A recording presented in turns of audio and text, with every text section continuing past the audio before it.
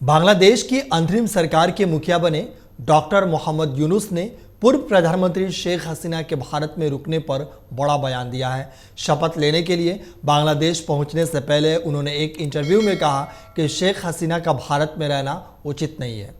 बांग्लादेश के राष्ट्रपति मोहम्मद शहाबुद्दीन ने यूनुस और अंतरिम सरकार के सदस्यों को गुरुवार को शपथ दिलाई है। इसके पहले कई सप्ताह तक चले छात्रों के उग्र विरोध प्रदर्शन के बाद शेख हसीना ने प्रधानमंत्री पद से इस्तीफा दे दिया था और देश छोड़कर भारत आ गई थी। हसीना के देश छोड़ने के बाद बांग्लादेश में बड़े पैमाने पर हिंसा हुई है, जिसमें अल्पसंख्यक हिंदुओं को खास तौर पर निशाना बनाया गया है और लगातार उनके घरों को भी निशाना बनाया गया है। वहीं बांग्लादेश की कार्यवाहक सरकार के मुखिया नोबेल विजेता डॉक्टर मोहम्मद यूनुस ने देश में धार्मिक अल्पसंख्यक समुदाय के लोगों, खासतौर पर हिंदुओं पर किए जा रहे हमले की निंदा की है। मोहम्मद यूनुस ने इसे जघन्य कृत्य बताया। उन्होंने शेख हसीना विरोधी आंदोलन का नेतृत्व करने वाले छात्रों से अल्पसंख्यकों के खिलाफ हिंसा को रोकने की अपील की है।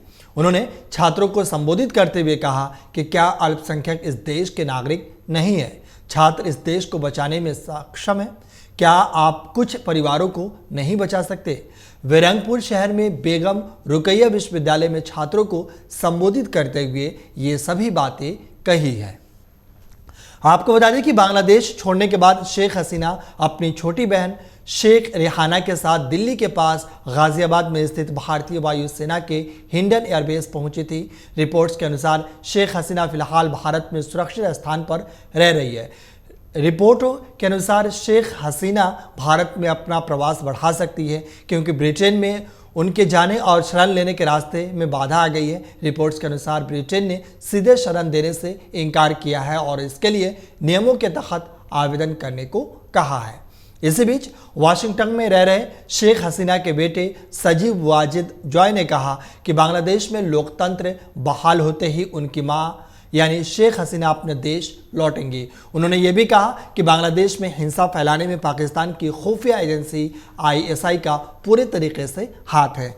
आपको बता दें कि इस सप्ताह की शुरुआत में 5 अगस्त को शेख हसीना के प्रधानमंत्री पद से इस्तीफा देने और देश छोड़ने के बाद से बांग्लादेश में अल्पसंख्यक समुदाय पर हमले जारी है। इसके चलते कई लोगों को अपना सब कुछ छोड़कर भागना पड़ा है। बांग्लादेश हिंदू बौद्ध ईसाई एकता परिषद और बांग्लादेश पूजा उद्यापन परिषद के अनुसार शेख हसीना की सरकार के जाने के बाद से 52 जिलों में अल्पसंख्यक समुदाय के सदस्यों पर कम से कम 205 हमले किए गए हैं।